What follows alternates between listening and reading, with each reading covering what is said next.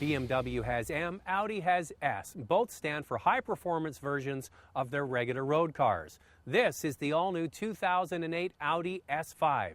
It's a brand new model for Audi, and it's based on the all-new, longer A4 platform.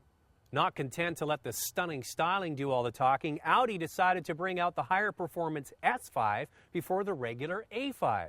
Well, now you have my attention. Stunning is a good word. Muscular, stylish, and beautiful are equally good choices. The aggressive front grille with long hood, short rear deck combined with a fat stance, big 19-inch wheels, and chunky exhausts say this car means business. The two most dramatic styling features are the very clean taillights that remind me of the 3 Series Coupe or even Aston Martin taillights. The wavy accent line down the side of the car is unique and grows on you the longer you look at the S5. Another line that makes a statement is this string of LED lights inside the headlight assembly. Now these really look cool, but they also look menacing when you're pulling up behind somebody and they look in their rearview mirror. This car says, "Get out of my way." Also inside the headlight assembly are adaptive headlights, which means they turn when you turn the steering wheel. I'd classify this as a touring car. It's just too bulky to be a sports car, and one of my complaints, everything just keeps getting bigger. Not that I wouldn't love one of these cars, it's just that it's a bit bulky for a pure sports car. The market, though, is probably bigger for this type of high-powered sports touring car than an out-and-out sports machine. Well, Audi is the hands-down winner when it comes to interior design and especially fit and finish. This vehicle just looks fantastic on the inside. The seats are wonderfully supportive and bolstered. Everything just looks expensive and feels expensive, from the steering wheel to the soft-touch plastics and also the precise movement of all the dials. The back seat is definitely not as big as the BMW 3 Series and doesn't even work well for small children or friends you're not impressed with. Audi calls this a 2+2. I call it a 2 and maybe a half, if you're lucky. The computer interface, on the other hand, is excellent. It's called MMI, or Multimedia Interface, and it really is a pleasure to use. The rotary dial in the center console is surrounded by 4 main tabs. Once a certain screen is chosen, the 4 tabs represent options. It only takes a short amount of time to master the system. It's very logical. The screen also shows the backup camera if the buyer pays for that option. There's one thing I should point out. I couldn't get the perfect seating position. In order to get my leg length, steering wheel, and seat length just correct, I had to cut off the top of the instruments in the center console here. You know what, though? It wouldn't stop me from buying this car.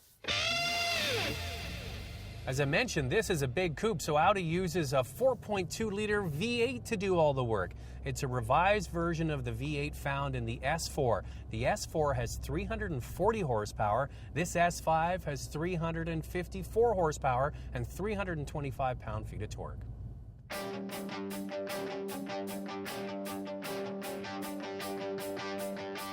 What is amazing is that this powerful engine spools and runs all the way to the red line with the same effortless abandon that one might find from a high-strung 4-cylinder. It wants to pull from any speed. It never runs out of breath at high RPM, and it makes a noise that sounds like mechanical perfection. Now, speaking of the noise, the engine combined with the exhaust note is downright addictive. Now, with a big engine like this, it would be easy to just go in a higher gear and let the engine loaf along and do all the work. But it's much more fun to drop a gear, put the hammer down, and listen to that beautiful sound. Using the new longer A4 platform enabled the engineers to place the engine further back behind the front wheels, giving the S5 a very neutral feel in cornering situations. The car always feels well planted. Along with the Quattro all-wheel drive system, it takes much of the nervousness out of a high-output car. The clutch and the 6-speed manual transmission really are like butter, so effortless to use. The great thing about today's modern high-output cars is that they're easy to drive, even in stop-and-go, bumper-to-bumper traffic, so you get the high performance and you get the pure luxury. The suspension is firm, but it has an uncanny ability to soak up uneven pavement with ease. other cars in this high-performance realm rattle your teeth out. Well, there's one thing I'd like to see improved on the S5, and it's the same complaint I had of the RS4 when I drove it last year. I find the steering is just a little bit over-boosted, and they could have a little bit more responsiveness back to the driver, much more like, say, a BMW steering feel. It's interesting, I drove up to pick up this S5 and I got out of a brand new 2008 Porsche Carrera S and got into the S5. Compared to the Porsche, this thing just feels gigantic. But I tell you what, after driving it for a little while, hearing the beautiful engine, feeling all that torque, I think I could give up my addiction to Porsche.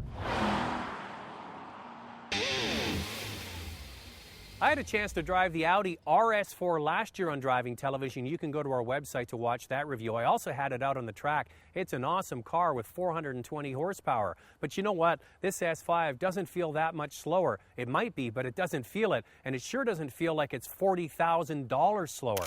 You see, an RS4 is $94,200, and this S5 is $65,900. That's a huge gap, but there isn't that big a performance gap. And I think this is a better looking car. This vehicle is also going to be cheaper than the new M3. So Audi has a great car on their hands. It's beautiful, it's luxurious, and it's powerful to boot.